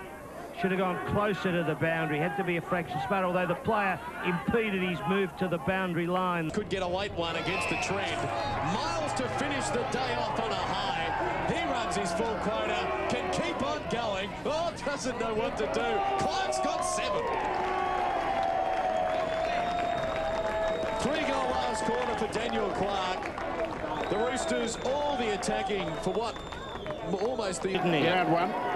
Now, deep in their attacking zone, the Dolphins. Clark wins it down. Anderson, a goal sneak. Got it. They're back in it. 3 goals. Gee, that's a big effort, Clinton. Anderson with 3. Oh, to Anderson. No one at centre-half forward. Just has to bomb and hope. Gets to Daniel Clark. He's got it anyway. What a man. I'm not biased, but he was held anyway. Oh, you're biased. What a great mark by Daniel Clark. Here it is from behind. Watch this. See McKee grab. Good old bit of a jumper. I tell you what, though, Ross and Clinton, in past years, he didn't use his body particularly well, Clark. And then, Ross, wasn't he, used the body, stuck the backside out just to give a bit of leverage, to get a bit more space. That is a big call. Robbie Mace. Yeah, now, look, just a three-quarter time while he takes it. He was saying low centre degree, back into the pack, and then accelerate forward. For Clark? Yeah, no, for all of them. Marching contests, including Clark. And so he did that, didn't he? Well, they've got to, because they're not as tall as their opponents. Yeah. You've got to use your body. So good coaching. Must convert. He's got 2. That is a great goal. That's a match-lifting, match-winning goal. Daniel Clark gets his 3rd goal, including 2 this term. The Dolphins have kicked the last 3 of the match. Addison. Smith. Two mistakes. Corrigan turned over. Murray got a hold. It's downfield. Advantage, is it? Yes. Get it to Clark. Anderson. Spins over the top. Handball. Goal. Sullivan. Goals. Yes. It's a goal. It's a goal. It is a goal. Definitely a goal. I don't mean to sound biased, but there was a goal. Well done to Frankston. They've hit back. Anderson again, was it? Sullivan kicked the goal. Anderson was involved in the lead-up through that outer wing. Oh, dear me. Dear me, this is fantastic football. And they won the ball back in the back half, Clinton. Just brilliant. Then that was the infringement from Wosley. Yes, but there was play on from McCormick. Advantage goes in. And Anderson, yes, here. You think, what are you going to do? Puts it over the top, and Sullivan. Oh, I'm going to stop watching the Prime Minister. I'm going to keep my voice, Roscoe. Get it. No need to apologize. To Hopgood, sidestep around Wosley and goes long. Damien Clark. Oh, good mark. He was caught behind. Men running past, not given. Daniel Clark calling from the square, loses out. He's a beautiful kick, Daniel Anderson. The big bloke. Daniel Clark has got it against McKee. He's given him a nice pasting, Roscoe. Got a man up. He will pass this. Well, he's just got a little bit of, here it is again, he's got a little bit of goal space open to him. What I mean, Clint, he's not giving himself enough real opening there. I would have thought he should have stepped out a little bit. Yep, he'd have to run around. The margin, 13 points. Dolphins trail. Oh, have a look at that. Good have a look at that. He's got 4. Jeez. 7 points, the difference. 18 minutes on the clock. What a turn. The runner hit it Tuvey. Oh, Collingwood with a bit tired. Mistake, turnover. Sullivan long bomb. No Daniel Clark there. It's Damien. A mark in front of the pack. He's got Rocker to beat as well, and he's plucked the grab. Rocker and Baines. Gee whiz, that is phenomenal. What a finish. Damien Clark. Has he kicked the goal today? No. No, how can Robbie Mace be that composed? They trail by 7. He's within a whisker of knocking off the Pies. Damien Clark, 6th goal in a row. 31 points down at three-quarter time. 37 points down 2.5 minutes in. Well, you know, Ross, also, this question of if you get a really good standalone club that's just got that cohesion, you know, there's all sorts of possibilities, a lot of wild cards in amongst that. And that was a phenomenal kick by Sullivan, wasn't it? But what a grab. Clinton, geez, one of the best games I've seen for a long time. Bit of fiddling. Wraps a kick around his body. Well, almost sharpened, but not quite. George to Malloy. Here they go. Burnell leading out. 2 of them there. Sullivan stepping up when it matters most. Will kick inside 50, will he? Goes short, risky, but Anderson. What a game he's had since coming on late. He's 55 out. Goes long. Daniel or Damien. Rocker at the back. Will it bounce through? Goal. Frankston in front. Burnell. The becomes the hero. What a finish. And the Dolphins have kicked 7 goals in less than 20 minutes and are in front. And the Magpies are rattled. And look at Anderson put it up. And look at Rocker. He's not sure. He goes into the pack. Look. And then no one's there. What about this hand pass? He could have kicked it.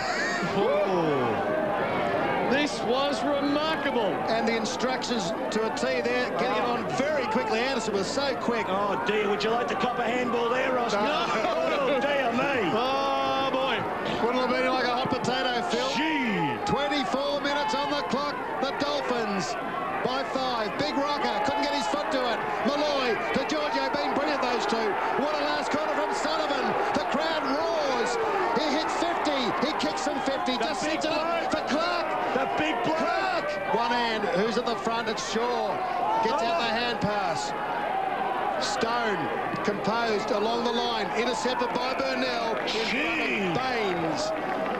I'll tell you what, the old heads at Frankston, as opposed to a lot of the younger heads in Collingwood, really coming to the fore when this pressure is on. Are. No doubt about it. VFL at its best. AFL and standalone, VFL standalone. Sullivan tackled. And talk about passion. It's got everything. 7 straight goals. The Dolphins in attack. The quarters today, Ross, 28, 30 and a half and 31 minutes. And there, so we've got about, how many, 6 minutes to go, you reckon? A lot of goals. McKee, McGarner it is. The tackle slipped down onto the legs, but it was all right originally. Term, so maybe a couple of minutes of play left. It goes again. Whoa, it is another boomer. Not quite as long, looking for Big Smith. Corrigan fists it back the other way. George is there. Giorgio in with a tackle. Sullivan running past. Lucas Smith kicks up towards Clark. Lunging at it and marking. I tell you what, Ross, you ever seen a match-winning performance this bloke's last quarter? Yep. And I tell you what, he played well all day too. But 3 goals in the last quarter, 4 that he's kicked for the match. If he puts this one through, I tell you what, he will be bigger than Texas down here. Robbie Mace said they've kicked 8 or 9 before. They beat Williamstown here, a good side. Don't give up, run at all costs. What, have we seen a premiership side here? Oh, no, but I mean, well, it's just been a great comeback. Oh, hasn't it? When you consider how close the losses have gone too, you know. Well, their percentage is 117.6. It's a huge percentage. Clock, 30 and a half minutes. He deserves the goal, you know, but he's missed it. 9 points. There it is! What a performance. That will go down as one of the greatest wins in Frankston's history. They joined the VFL in 1966.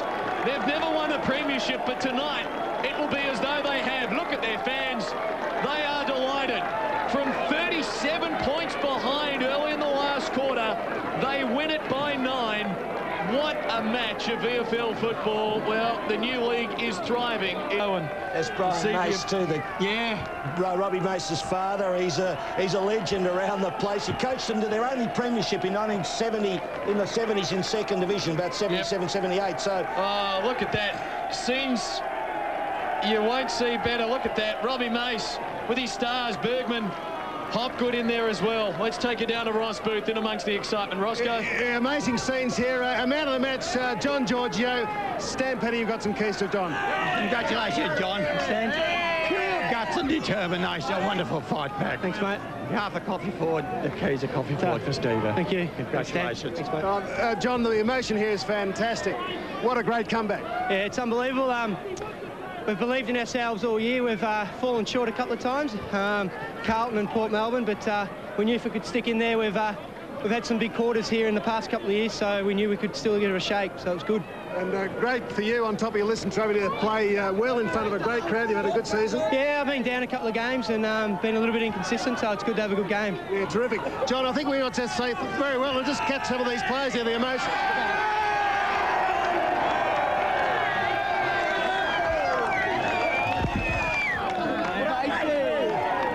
Rob Mace. Go behind. Now let's move back. Well,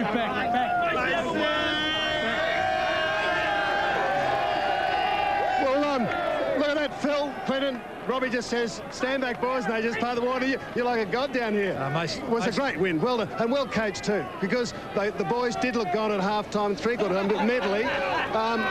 But you said they kicked 8 or 9 goals before in the past. You explained to run at all costs, you know, using the body and the players did and those packs.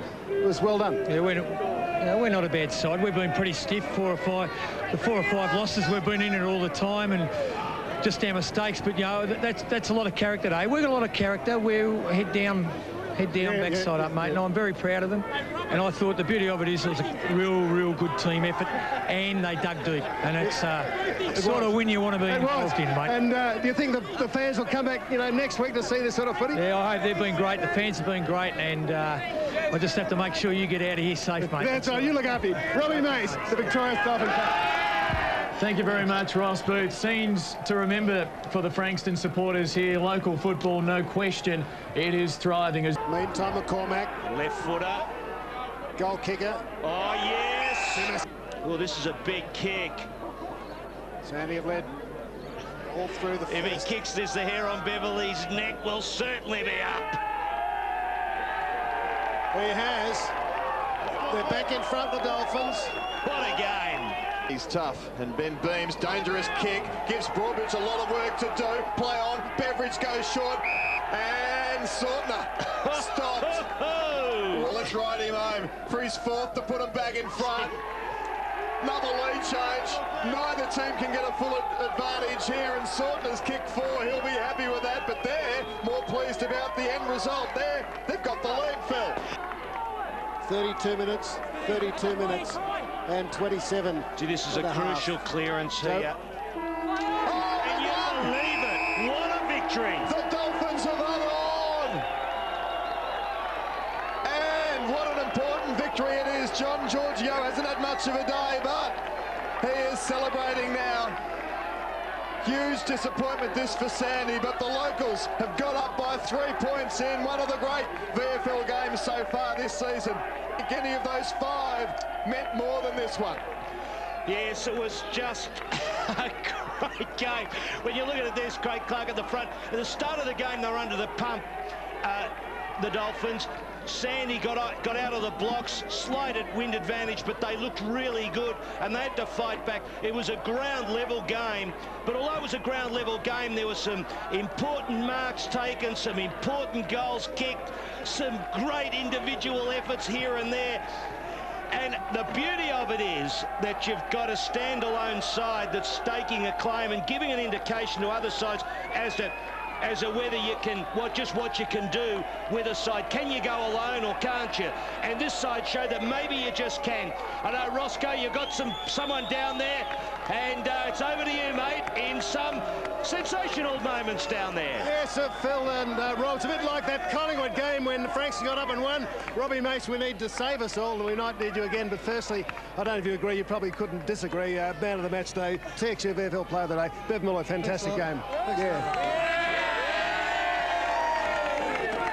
The exhilaration amongst the players, clearly with the pre-season and the rivalry between Sandy and an important game in terms of later was just fantastic. The 3 boys that crossed, 4 boys from Sandy that crossed, we thought we needed a win against the opposition, so Sorts and Fatty and Hyfe done really well, so it was good.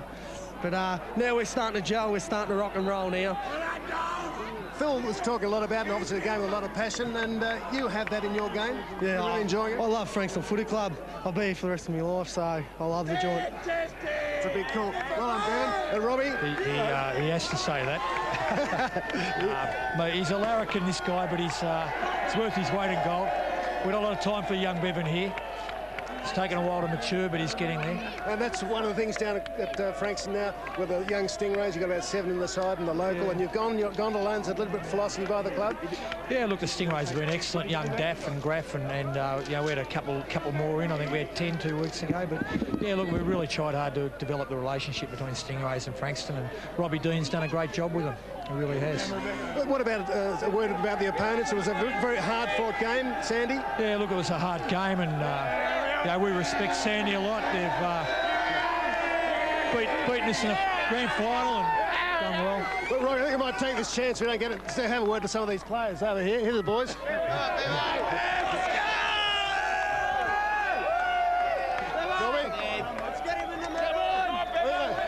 I think they want to sing the song, so let's go with the song.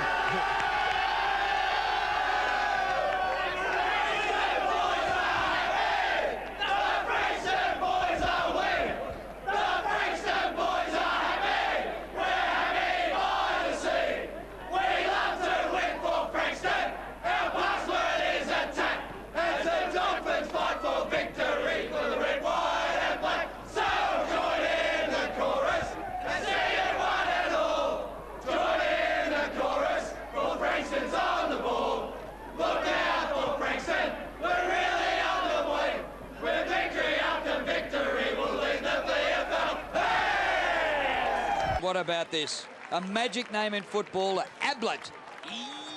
Yep, alert. Indeed, that was big. So Michael Ablett with a fantastic mark, a leap from behind, and Gaddy would have been pleased with that. Yes, he would have, Gaddy, yeah. Gets it on quickly to Michael Ablett, the captain of the Dolphins. In turn, Robertson. Yeah, he's come on come down from Port Melbourne, Glenn Robertson. Here's a chance for Berry. Open goal. Steadies. Clever bounce. Very clever. Justin Berry from Cranbourne gets Frankston's third, and he just weighted the kip absolutely beautifully, Phil. Yeah, it was a super piece of work, Roscoe. We got a full view of it, didn't we? The whole panorama, because our box is down one end of the ground.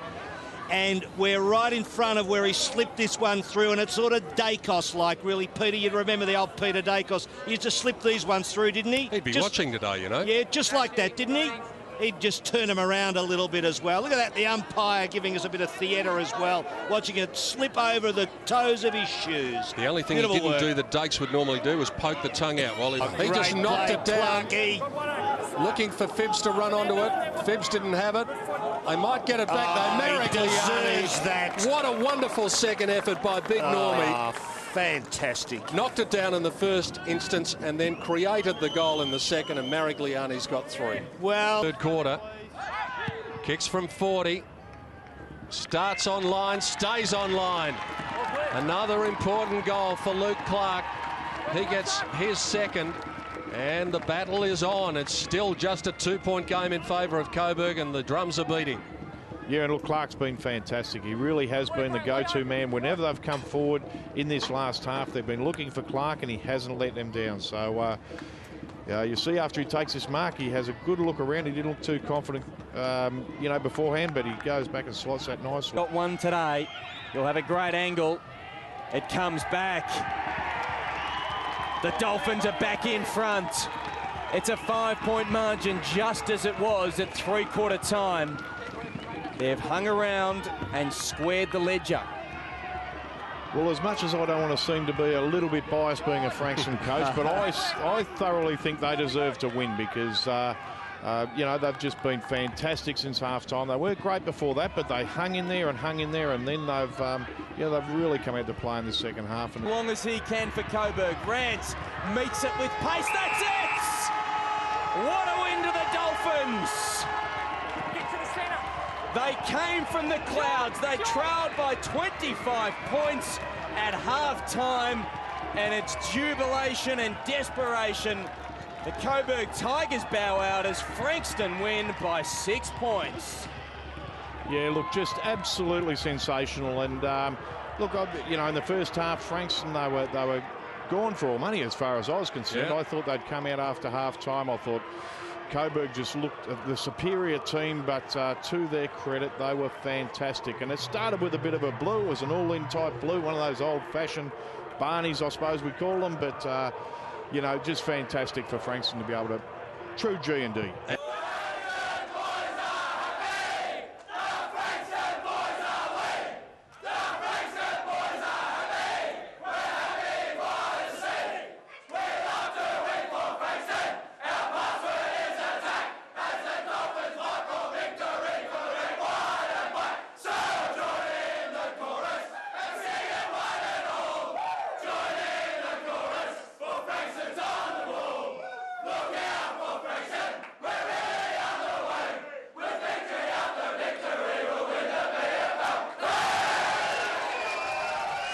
Are they happy? You bet they're happy. And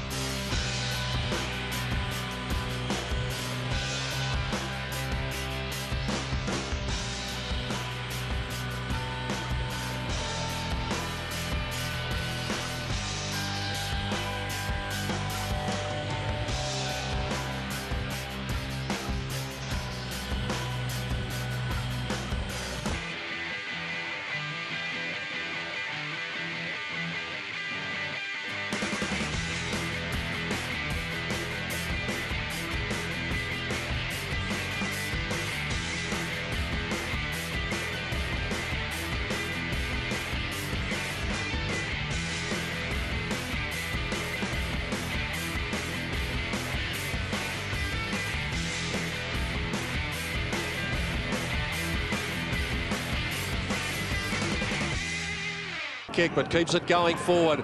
Cloak runs onto it, then tries to bust his way through. It was a wonderful tackle. Now Dixon to Lowry in the first 20 seconds. What a goal, what a start.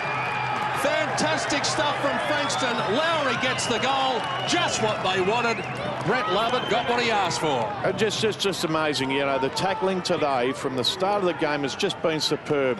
And while he's jumped a bit there, it's a bit all over him, but the free kick's not there. And you know, Cloak, he tried to take the little guy on and come off second best. Boy, McKenzie overran it, up to the 50. Jolly, little handball, falls at the back of his man. Now a chance for Proctor, running into goal and kicking the goal. What an important one it is, the third for Clinton Proctor, and all of a sudden Frankston, against the odds, are doing it again. They're out to an 11-point lead. Yeah, it looked just fantastic, and there's nothing fancy about this. The ball's flicked out, Proctor running on. You know, and we talk about the AFL aligned teams having the legs and whatever, but they're a fantastically fit team, the Frankston team, because they've run it, you know, they're able to run out these games. But the effort that they're applying in every contest is the reason they're in front right now. And Dawes, some eventually work it out. Now Magna, he can run to 50, chooses to kick early for Clark. It's too far for him, but Berry still might run onto it, or else Dixon. Tory Dixon kicks the goal! It's his first, but he's threatened all day, the winger. He's been darting into the forward line, and another menacing run is capped off, and the margin is back to 11 points the Dolphins' way. Yeah, and I really thought it was the wrong option they used coming forward there, but Clark was able to run onto it, and this is a magnificent snap for goal here. Magnificent, under pressure. Oh, goal of the day. Phil Shaw. Especially given the circumstance. Looking for a target, he's got it, it's Clark. The experienced man, the Sandringham Premiership player, Paul Kennedy, has come into the game in the last quarter, and his smooth possession hits Clark on the chest. And the thing with Clark there, he was behind Cloak, but he was able to motion to where he wanted the ball to go and make position. It was a great kick, though, from Kennedy. Luke Clark, just the 4 marks. No goals yet today. But he's kicked this one. It's his first of the day.